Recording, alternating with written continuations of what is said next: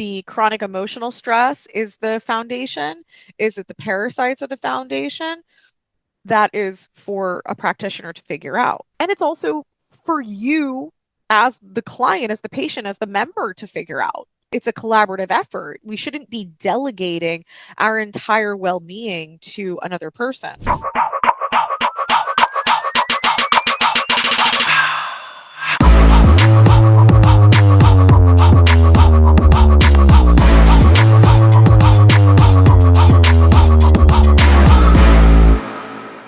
What's up, guys? Welcome back to another episode of Integrative You Radio. You have Dr. Nicole here, and I am talking about one of my favorite things, which is all the shit that we're being told that is a half truth. So, there was something that I came across recently, and it was showcasing how there has been 30,000 new diagnosis codes that have been added to the database for practitioners, for doctors. And a lot of people look at that and they're just like, oh, this is the evolution of medicine. Woohoo! Like, so glad we're getting more specific. And I look at it and I'm like, what a fucking scam. So hear me out, guys. Hear me out. Diagnosis codes. They're there to create a label. But if you think about the average diagnosis, irritable bowel syndrome, what does that tell you about what the fuck is going on with your bowel? It tells you that you have an irritated bowel. But because now we've put a label on you, we've created an identity of your symptoms, we've created a label. Now we can provide you with a treatment. So, external problem, external treatment, external cause, external solution. And this is what conventional medicine is built off of. It is built off of, let's look at your symptoms, let's label them. We're not really going to figure out what's causing them. We just need to label them, because it could be genetics, and it could be bad luck, and it could be the fucking fairy dust that somebody sprinkled on your head. It could be your curse, whatever. We don't know. It just happens. Irritable bowel just happens. It's probably because, like 7 generations back, somebody had it. We don't know. And so now, okay, you have your diagnosis, and oh, now that we know that it's irritable bowel, we have a pill, we have a shot, we have a surgery, we have solutions for it. Okay, great. And the thing is that you hear in the world of functional medicine, integrative medicine, is that we're not really focused on the diagnosis of describing your symptoms. We're focused on what the fuck is the cause? What is the root cause? And the thing is that this model has its limitations too, because looking for the root cause, how many practitioners are really looking at all of the possibilities of the root cause and also looking at the hierarchy of the root cause? So what I mean by that is there is no one root cause. Oh, you have irritable bowel. Oh, you have parasites. End of story. Oh, you have irritable bowel. Oh, you have mercury in your gut because you ate too much tuna as a kid. Like, no, that's not how it works, because there are all of these interconnected organs and systems. There is your brain communicating with your organs. So, first of all, there's going to be a multitude of organs that are involved. There's also a multitude of pathogens and toxins that we're exposed to that could be the root cause. And then there's also the psychosomatic, mental, emotional layer as well. And so that's what I'm talking about with the hierarchy is, okay, what what are some of the possible root causes? Because there's usually not one.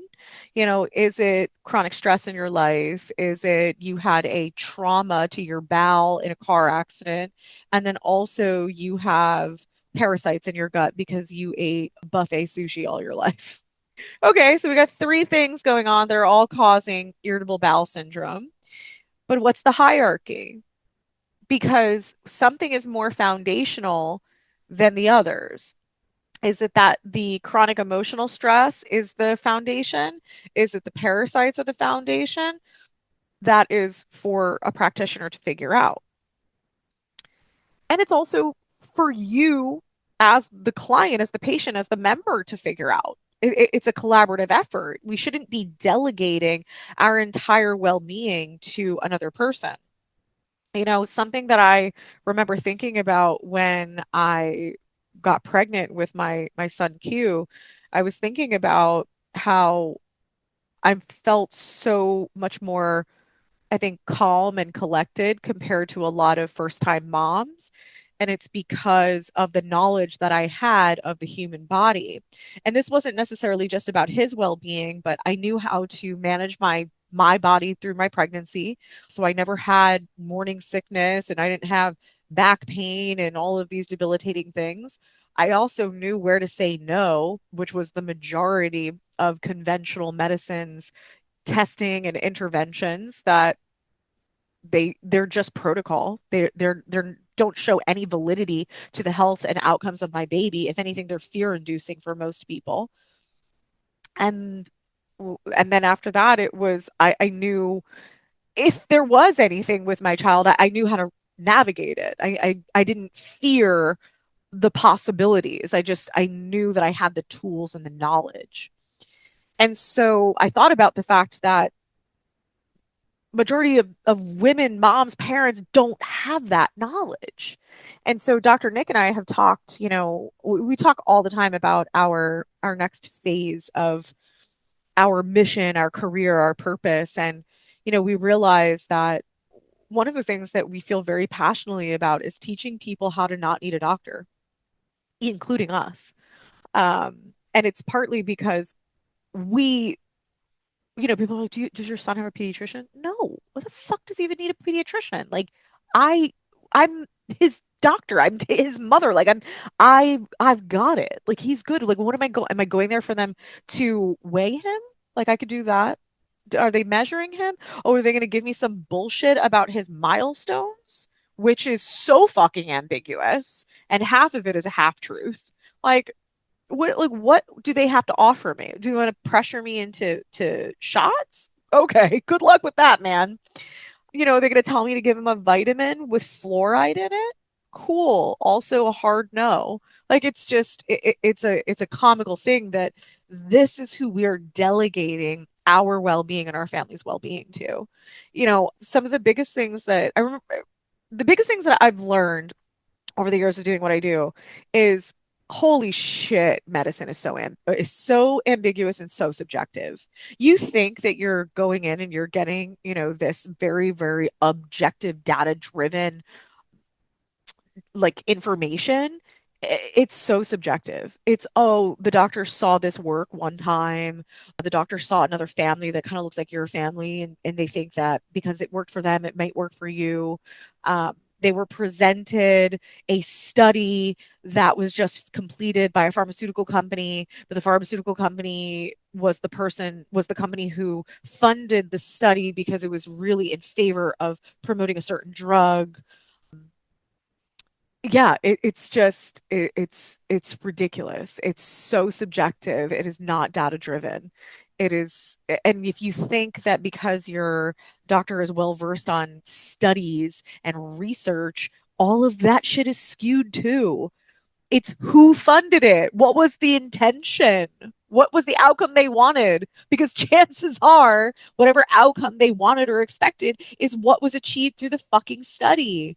Like, we have to use common sense. And if I hear one more time that correlation is not causation, well, you know what? I'm sorry. I'm going to roll with correlation after I saw thousands of people with this correlation compared to the study that told me the opposite, that was funded by a company that was going to make profit off of whatever the outcome of the study was. Like, okay, there's a big difference between studies and real life people with real life problems and real life stressors and real life environmental toxins. It's a very, very different ballgame. And so I'm bringing this information to you because I want you guys to understand what the system is built off of.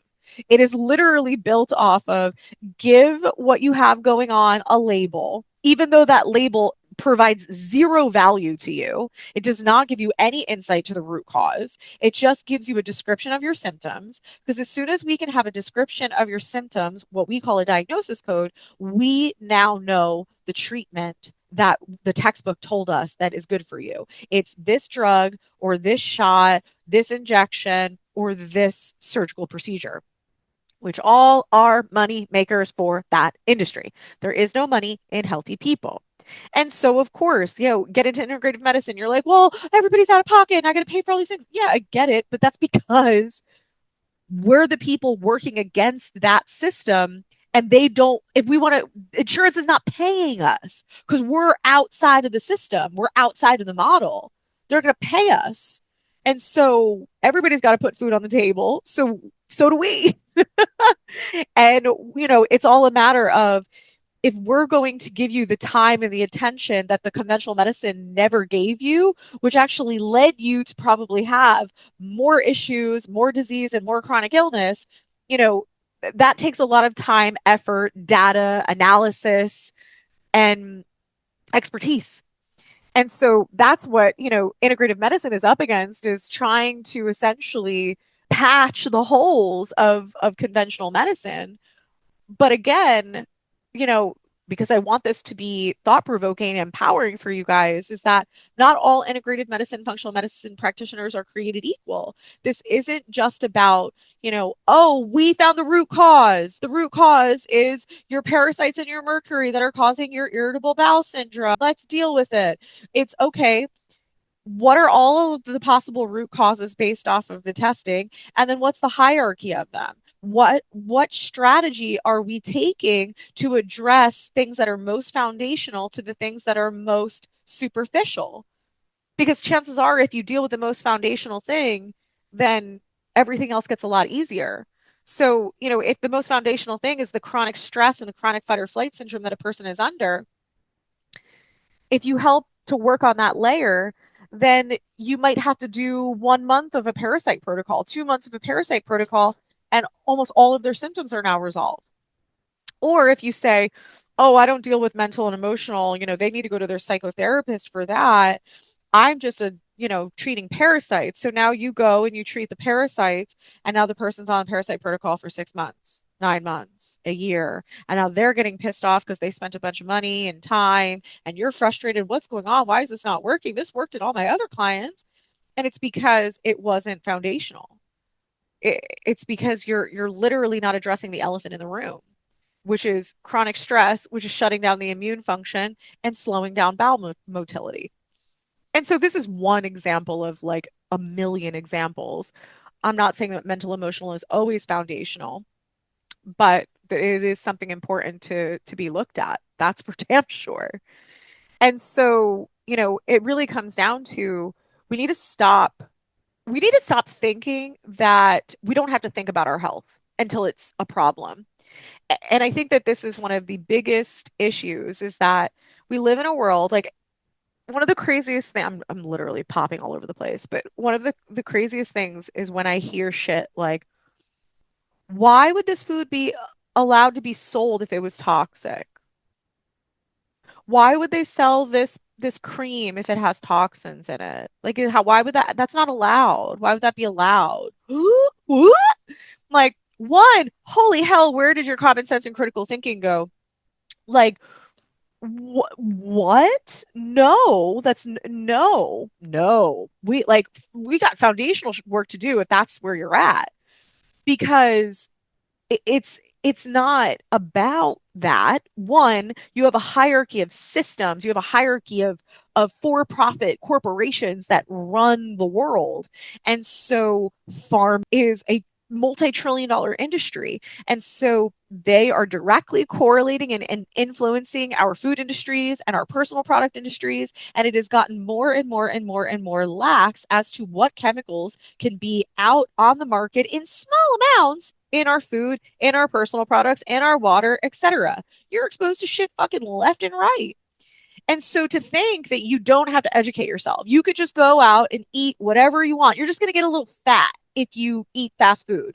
No, you're actually killing yourself slowly. You might as well just take a little dose of rat poison every single day and, and see what happens, because that's essentially what some of your food is. If you're a fast food goer and that's what you're eating, you're not even micro poisoning yourself. You're just poisoning yourself on a daily basis.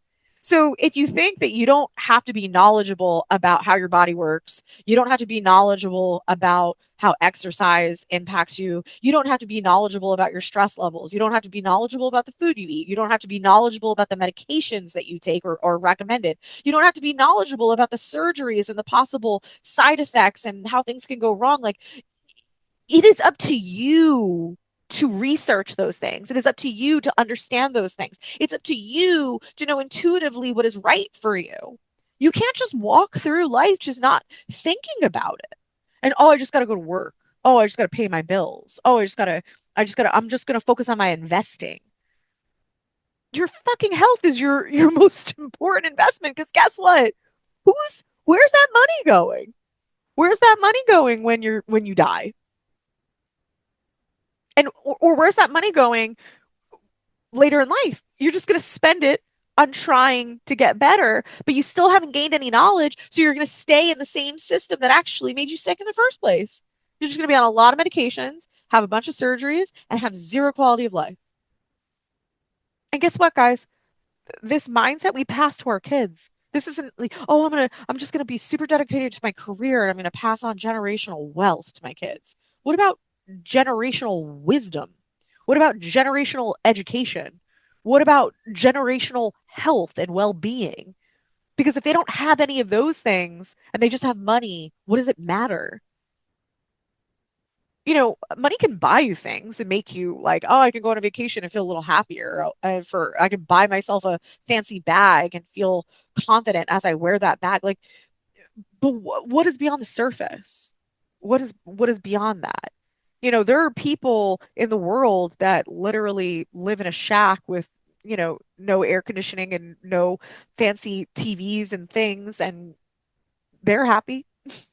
It's like happiness is multifaceted.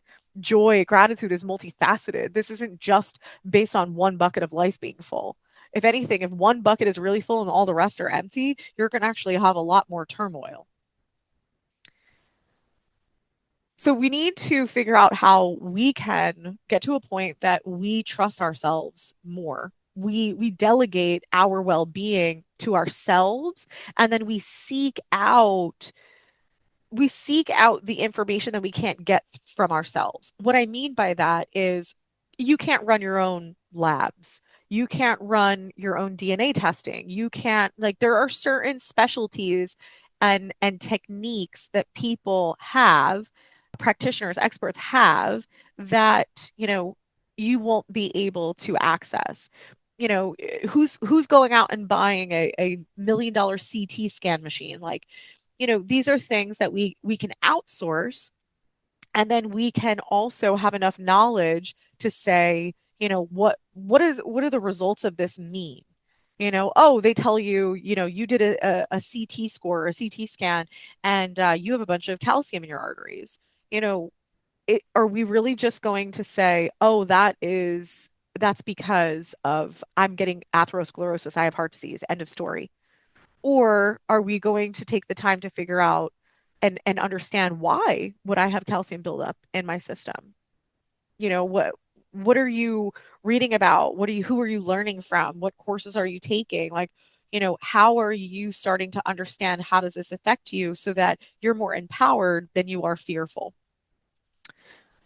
So overall, the point is that don't keep yourself trapped in a system that tells you you don't have to think about your health, because if that's where you're at, the probability of your outcomes being poor health, sick, or serious diagnoses is high. And this isn't for you to be your own doctor. This is for you to be able to know enough about your body so you don't live in fear, to feel confident as a parent, but then also to know who to trust and where to seek out the help, and where to delegate out certain things to certain trustworthy professionals. And I hope that that could be us for you guys. But, overall, like I said, Dr. Nick and I are very big on we want you to learn enough through our process that you don't need us. We're there to do the special stuff that you don't do, that we've mastered over 13 years, and also all the fancy ass equipment that we bought in order to test, DNA hair samples and all of that fancy stuff, which, again, there's no reason for the average person to be doing these things or have these things.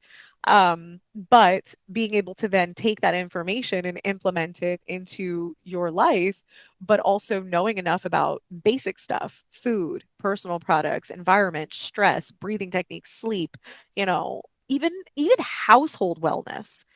The right now people are pumping all of the Wi-Fi and extenders and smart TV and smart refrigerator and smart stoves and Bluetooth, and their houses, they're essentially living inside of a microwave.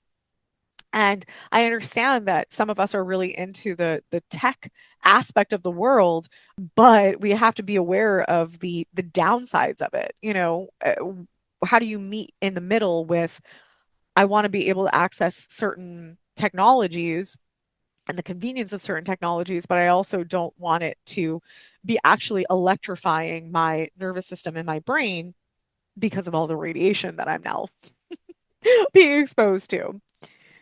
So the goal is for you to be able to reach a level of freedom of fear when it comes to your health, because you have enough base information as to when to get a little worried and seek out more information, and then where you can intervene by making simple changes in your life or simple tweaks, in for your kids. You know, majority of the symptoms that we experience can be controlled by what we have in our kitchens, and also the limitations that we put on our exposure to fear-driven media and social platforms. The more that we can sit and reflect and be in nature and be more disconnected from these external technological platforms, the healthier we can be, the more conscious we are of our personal products, our cleaning products, and our food. This can also be a huge driver to health and well-being.